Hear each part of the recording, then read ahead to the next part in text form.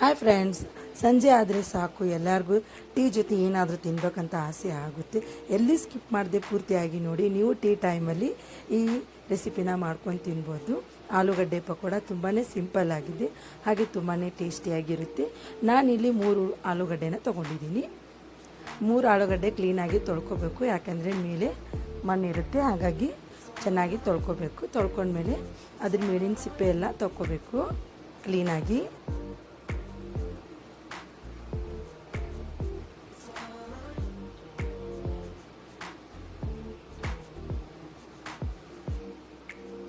ಈ ಕ್ಲೀನಾಗಿ ತೊಗೊಂಡ್ಮೇಲೆ ನೋಡಿರಿ, ನಾನು 3 ಆಲೂಗಡ್ಡೆ ತೊಗೊಂಡಿದ್ದೀನಲ್ಲ, ಕ್ಲೀನಾಗಿ ತೊಗೊಂಡಿದ್ದೀನಿ. ಈಗ ನೋಡಿರಿ, ಅವನ್ನ ಕಟ್ ಮಾಡ್ಕೊತೀನಿ ರೀ. ನೀವು ಉದ್ದುದ್ದಾಗೆ ಕಟ್ ಮಾಡ್ಕೋಬೇಕು, ಉದ್ದಾಗೆ ತೆಳ್ಳಗೆ. ಈಗ ನಾನು ಯಾವ ಶೇಪಲ್ಲಿ ಕಟ್ ಮಾಡ್ಕೊಳತ್ತೇನೆ ನೋಡಿರಿ, ಆ ಶೇಪಲ್ಲೇ ಕಟ್ ಮಾಡ್ಕೊಳ್ಳಿ. ಹಾಗಾದ್ರೇ ಎಣ್ಣೆಯಲ್ಲಿ ಪಕೋಡಾನ ಚೆನ್ನಾಗಿ ಹಾಕ್ಬೋದು. ನನ್ನ ಮಗ ಅಂತೂ ನಾ ಏನೇ ಮಾಡಾಕತ್ರು ಅಡುಗೆ ಮನೆಯಲ್ಲಿ ಬಂದು ಕಡಿಸ್ತಾನೆ ಅಂತ ನಾನು ಗ್ಯಾಸಿನ ಕಟ್ಟಿ ಮೇಲೆ ಕುಂದಿಸ್ತೀನಿ. ಬಟ್ ಗ್ಯಾಸ್ ಹತ್ರ ಕುಂದಿರ್ಸಲ್ಲ, ಸೈಡ್ ಕುಂದಿರ್ಸಿರ್ತೀನಿ. ಸ್ವಲ್ಪ ಹುಷಾರಲ್ಲೇ ಮಾಡ್ತಿರ್ತೀನಿ, ಯಾಕಂದರೆ ಮಕ್ಕಳಲ್ವಾ, ಹಾಗಾಗಿ ಏನಾದರೂ ಒಂದು ಕಿತಾಪತಿ ಮಾಡ್ಕೊಂಡು ಮಾಡ್ಕೊತಾರೆ. ಹಾಗಾಗಿ ಸ್ವಲ್ಪ ದೂರನೇ ಕುಂದಿರ್ಸ್ತೀನಿ ಗ್ಯಾಸಿಂದ. ನೋಡಿರಿ, ಈ ಶೇಪಲ್ಲಿ ಕಟ್ ಮಾಡ್ಕೋಬೇಕು. ಇನ್ನೂ ಪೂರ್ತಿ ತೆಳ್ಳಗೆ ಕಟ್ ಮಾಡ್ಕೊಂಡ್ರಂತೂ ತುಂಬಾ ಚಲೋ ಆಗುತ್ತೆ. ಈಗ ಅವನಷ್ಟು ಒಂದು ಬೌಲ್ಗೆ ಹಾಕೋತೇನೆ ರೀ ನಾನು.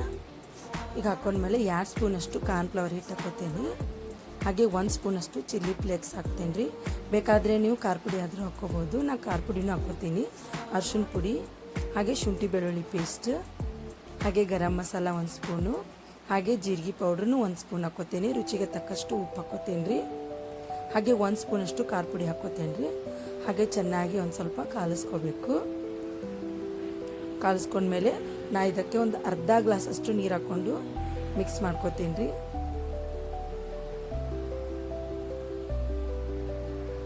ಈಗ ನೋಡ್ರಿ, ಗ್ಯಾಸ್ ಆನ್ ಮಾಡಿಕೊಂಡು ನಾನು ಎಣ್ಣೆ ಕಾಯ್ಲಿಕ್ಕೆ ಇಟ್ಟೇನಿ. ಎಣ್ಣೆ ಕಾದ್ಮೇಲೆ ಒಂದೊಂದಾಗಿ ಹಾಕೋಬೇಕು.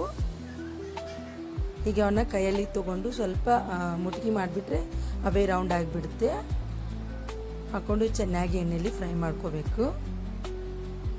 ಗ್ಯಾಸನ್ನು ಪೂರ್ತಿಯಾಗಿ ಜೋರಿಡಬೇಡಿ. ನೀವೇನೋ ಎಣ್ಣೆಯಲ್ಲಿ ಫ್ರೈ ಮಾಡ್ತಿರ್ತಾರಲ್ಲ, ಸ್ವಲ್ಪ ಲೋ ಫ್ಲೇಮಲ್ಲಿ ಇಟ್ಕೊಂಡೆ ಅದನ್ನು ನೀವು ಫ್ರೈ ಮಾಡ್ಕೋಬೇಕು. ಏಕೆಂದರೆ ಅವು ಮೇಲೆ ಚೆನ್ನಾಗಿ ಬೆಂದಿರುತ್ತೆ, ಒಳಗೆ ಮಾತ್ರ ಬೆಂದಿರಲ್ಲ.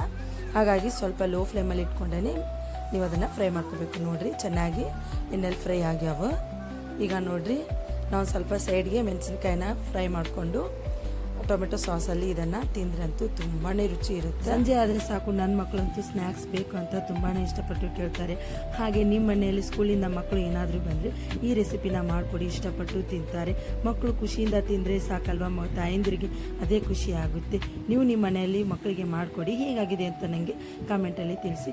ಈ ವಿಡಿಯೋ ಇಷ್ಟ ಆಗಿದ್ದಲ್ಲಿ ಪ್ಲೀಸ್ ನಮ್ಮ ಚಾನಲ್ಗೆ ಸಬ್ಸ್ಕ್ರೈಬ್ ಮಾಡಿ, ಸಪೋರ್ಟ್ ಮಾಡಿ.